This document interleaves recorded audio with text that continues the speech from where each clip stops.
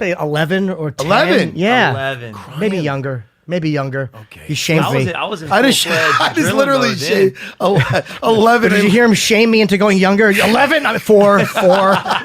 Sorry.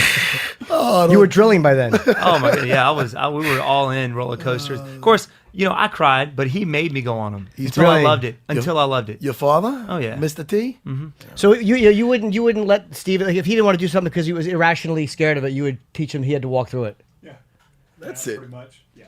Yeah. that was it. That was it for all of us. Even when it came to fighting, we would get caught fussing and fighting, and always after supper he would pull the coffee table out and make us duke it out until we didn't want to do it anymore. Wow. So that's how you settled disputes. Oh yeah. Was in a kind of a controlled environment fight, like not like a random. But we were fighting constantly. We're all, my sisters, my brother. There's 5 of us, so we're all alphaing it up. Trying to fight each other all the time. They just got tired of it. Like, all right, you guys want to fight? We'll let you fight. And he made us fight till we didn't want to fight anymore. Like I would run my mouth to my sister, and she would beat me up. I was like, all right, you guys want to fight? And then, I learned not to run my mouth because this will happen. Yeah. And Lindsay, she would get so tired of beating me up, feel so bad, she would start crying. She is your older sister, right? Yeah. Okay. Yeah. That'd be bad if she was your kid sister. My younger sister could scrap too, boy. Let me tell you. So all of you guys can fight. All of us. Is there any that just didn't want to fight at all out of the 5 of you that were like, I'm just not? It's almost like when you have like celebrity families of actors, you'll have one who's an attorney. Like I think Michael Douglas's one brother's an attorney, and the other one became an actor. Yeah, we all followed, the martial arts. We all run schools. My sister runs several schools in Dallas with her my brother-in-law Carlos Machado, and my Tony and my sister Megan. Tony fought a few times, but he's just recently married and focused on running the family business, our school. My sister Megan kind of did the same thing. You're familiar with who the Machados are, correct? I know the name. Okay, because the Machados, they're cousins to the Gracie family. Okay. So they're like right there, like they're the legends in the sport of Brazilian Jiu-Jitsu. Okay. Yeah. So I just want to, only because he said it nonchalantly, like, my sister's married to Carlos Machado. That's a big deal. You're so funny. You said just to bring him up. I don't know how I came across it, but I just seen an old. It might have been on Instagram or something of Carlos Machado in Abu Dhabi submitting a wrestler. It might have been like triangle. 2000. Yes, It was a triangle. Oh, it was beautiful. Oh, it was awesome. Oh, it was so great. Yeah, they're very, very talented, man. The whole brothers. I think it was Jean-Jacques was probably the most competitive out of the brothers, right? Yeah, John Jock's a machine, man. Yeah. John Jock's awesome. You guys marry into and you're also married into a Chris Weidman's family. You guys are connected to. Wow. Yeah, it's not planned. I don't know how this works out. But that we surround ourselves with martial artists, and it just happens that way. I was up getting ready, helping Chris get ready for his fight with Lyoto Machida, and I've been up there for his past 3 fights with Anderson, the 2 Anderson fights. So my brother Tony was like, hey, man, I want to come up and hang out with you guys. I asked Chris. I was staying at Chris's house at the time. He was like, yeah, man, bring him up. I didn't even know Chris had a sister at the time. Yeah. And then they ended up meeting and hitting it off. Next thing you know, she's moving down for the summer, and boom, married. That's amazing. Like, I guess, though, you have that in common. You can all talk about that. And there's something, you guys understand something that people on the outside don't understand about that life. Yeah, and we have something in common, which is, the biggest thing. Her brother fights for the UFC. My brother Tony's got me fight for the UFC. Something in common they can talk about. Of course, she's still, her heart's in New York, man. That's where she loves it. But we're trying to switch her over to that southern. Yeah, it's a tough jump to make. Thing. It's a tough jump. I want to see somebody try to crash their family reunion or some shit. Try to come in there and talk some trash. What a lousy The move. wedding was awesome.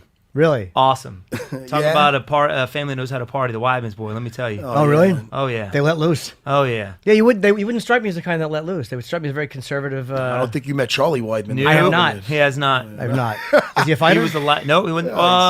Oh yeah, I'd say he's a fighter. Yeah. Yeah, no, he's a great guy. He's the life of the party. Oh, Mr. T, you get along with Charlie Weidman, correct? He's a great dude. Ah, that's great. Look at that. That's what I'm saying.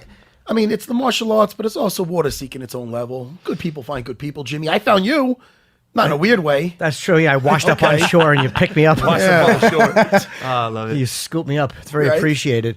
So now, and I asked you this morning too. I'm always fascinated with you guys the week of a fight. You got to fly to Vegas. You got to do interviews. Don't you just want to be left alone and not? You do. You want to be, man. I mean, you want to sit there and focus on the fight. But I like it because it helps me get out, helps me keep my mind right. So you're not sitting in the hotel worrying about it. What's going to happen? You sometimes you can worry yourself to death. But when you go out and do these things, it keeps you busy and keeps your mind going, up until the fight. So it's good. Do you feel more or less pressure, do you think, than Tyron is feeling right now? Because you were literally going for the belt again. He has it and has to defend it again against the same guy who he just could not put away. Well, for me, I don't like looking at it as if I have to win this fight. I fight because I love to fight. My real job, I consider my real job is, teaching kids classes back at our family business. I fight for the fun of it, I don't have to fight to make a living. Right. So I look at it as if I win, man, of course, every time I step out there, I give it 100%.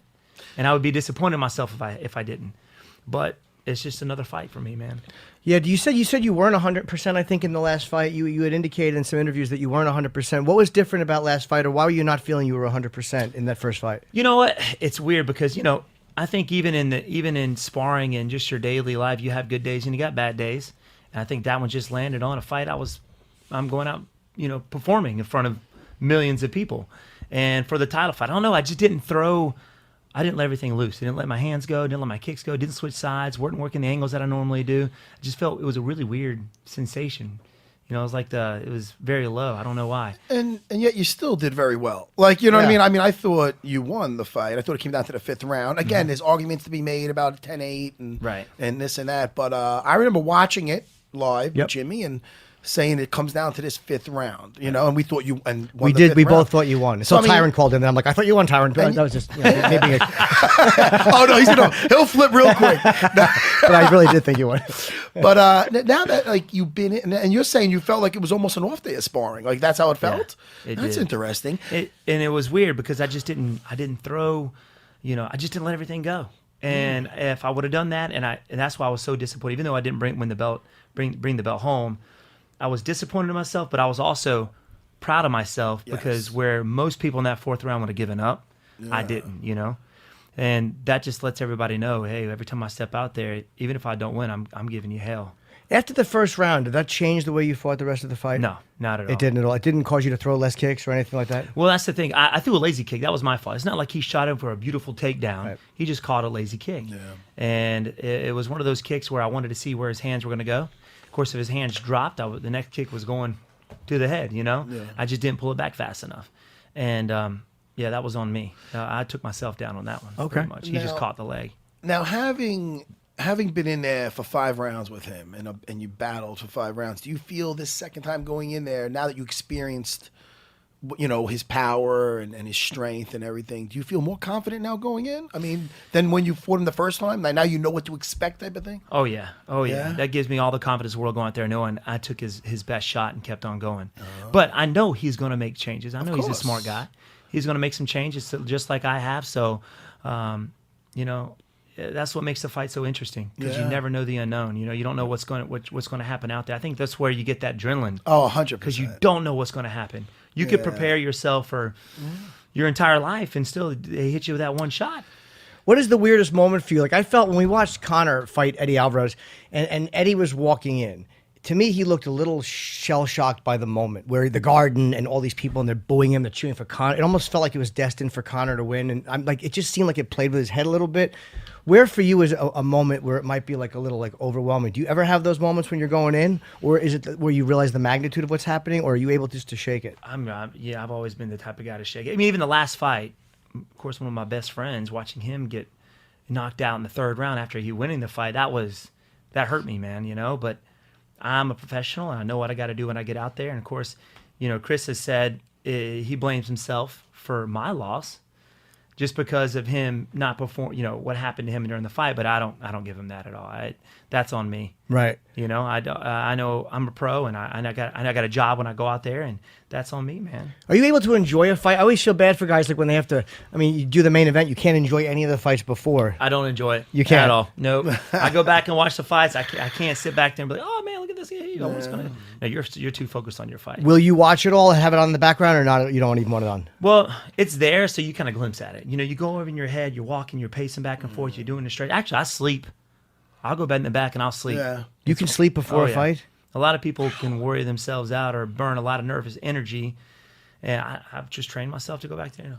I'm out, man. And you can I knock sleep. out. Oh yeah. Dr. J said that once in an interview. He said the fact that one of his advantages was he could sleep anywhere. He said in a car, in a bus, on the way to the thing. He said grab sleep, and it gives you such an advantage. I can't sleep in a king bed where I'm not fighting and nothing's going on. I don't know how you I do could that. lay on this table and fall asleep. Really? In 5 minutes. I just got woken up on the way here. I was on the train, right? And Train's the best. I just don't know if I'm ever snoring or not. But I'm gonna say, if I was a betting man, I'd say I'm probably snoring because I snore a lot. Like my wife, sometimes my kids will wake me, just tap me on the head and be like, I'm taking a nap. I'm loud when I snore. yeah? You know? Yeah, I probably have sleep apnea. That's all right. But anyway, so the guy wakes me up and he doesn't want me to forget my ticket, but I think he was doing it because I think I was probably just annoying the whole train. Yeah, they don't know how to wake a guy like you up. They're like, what if he gets pissed Excuse off? me, I It's don't want you scary. to forget your ticket. I'm like, what? That's just, He's we're just at saying it Jamaica. just- I got halfway to Penn Station. I don't know. I was probably being loud.